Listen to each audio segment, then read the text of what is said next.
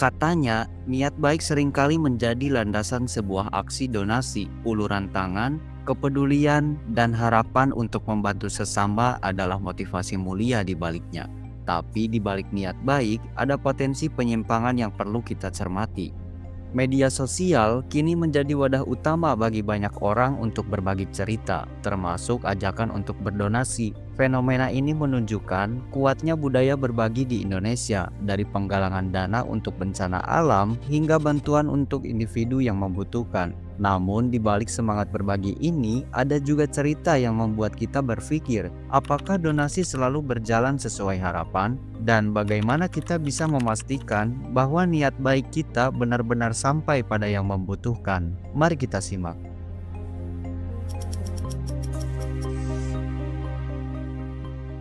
Donasi adalah pemberian secara sukarela untuk mendukung suatu tujuan, baik itu sosial, keagamaan, atau pribadi. Tradisi ini sudah ada sejak lama. Dalam konteks agama, kita mengenal zakat, sedekah, atau bentuk kontribusi lainnya di berbagai keyakinan.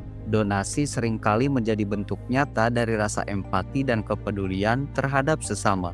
Melihat seseorang membutuhkan bantuan dan merasa tersentuh oleh cerita mereka seringkali menjadi pemicu utama. Namun, alasan berdonasi tidak selalu sesederhana itu. Ada pula faktor sosial yang berperan, terutama di era digital seperti sekarang. Banyak orang merasa terdorong untuk berdonasi karena ingin terlibat dalam sebuah gerakan atau komunitas. Bahkan, tak jarang donasi dilakukan untuk mendapatkan pengakuan sosial. Misalnya, ketika kita membagikan bukti transfer atau mendukung kampanye tertentu di media sosial, ini bukan hal yang buruk, tetapi tentu ada refleksi yang perlu kita lakukan.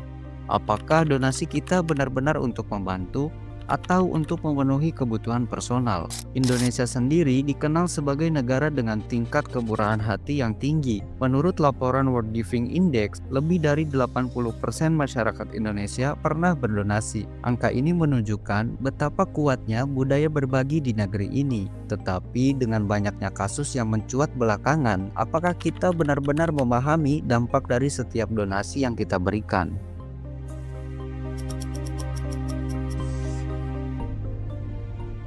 Meskipun niat baik adalah dasar dari setiap donasi, kenyataannya ada beberapa celah yang sering dimanfaatkan oleh pihak-pihak tidak bertanggung jawab. Salah satu contoh yang cukup sering terjadi adalah kurangnya transparansi dalam pengelolaan dana donasi. Banyak kasus di mana donatur tidak mendapatkan laporan yang jelas tentang bagaimana dana mereka digunakan. Hal ini tentu menimbulkan kecurigaan dan bahkan bisa mengikis kepercayaan publik terhadap kegiatan donasi. Salah satu kasus yang sempat mencuat adalah penggunaan dana donasi untuk tujuan pribadi. Misalnya, ada penerima bantuan yang malah menggunakan dana tersebut untuk kebutuhan yang tidak sesuai dengan tujuan awal penggalangan dana. Sebagai contoh, seorang individu yang mengumpulkan dana untuk pengobatan tetapi kemudian menggunakan sebagian uangnya untuk kebutuhan lain. Kasus seperti ini memicu perdebatan panas di media sosial dan membuat banyak orang bertanya-tanya, bagaimana kita bisa memastikan bahwa donasi benar-benar digunakan sesuai dengan niat awal. Tidak hanya itu, ada juga praktik-praktik penggalangan dana yang memanfaatkan sentimen agama. Beberapa oknum menggunakan simbol-simbol keagamaan untuk menarik simpati masyarakat, tetapi ternyata dana yang terkumpul tidak digunakan sesuai janji. Hal ini sangat disayangkan karena tidak hanya merugikan donatur, tetapi juga mencoreng nama baik agama yang seharusnya menjadi landasan moral untuk berbuat kebaikan. Kepala Pusat Pelaporan dan Analisis Transaksi Keuangan menyebutkan bahwa penggalangan dana baik secara online ataupun secara langsung di Indonesia ada beberapa yang bermasalah dalam laporan pertanggungjawabannya. Fakta ini menjadi pengingat penting bagi kita semua untuk lebih berhati-hati dalam memilih kampanye donasi yang akan kita dukung.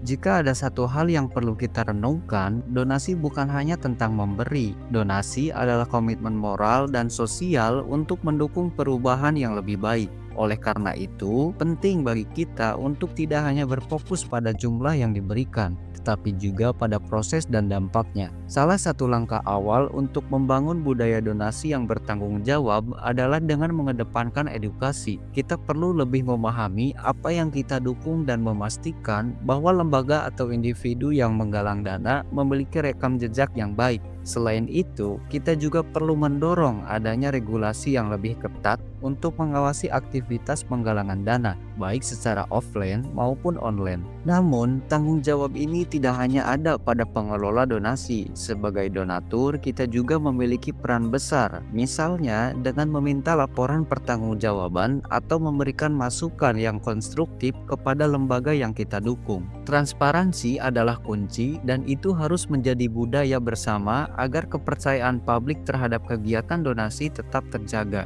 Pada akhirnya, donasi adalah cerminan dari rasa kemanusiaan kita, tetapi cermin itu harus tetap bersih dan jernih agar pesan kebaikan yang kita sampaikan benar-benar sampai kepada yang membutuhkan.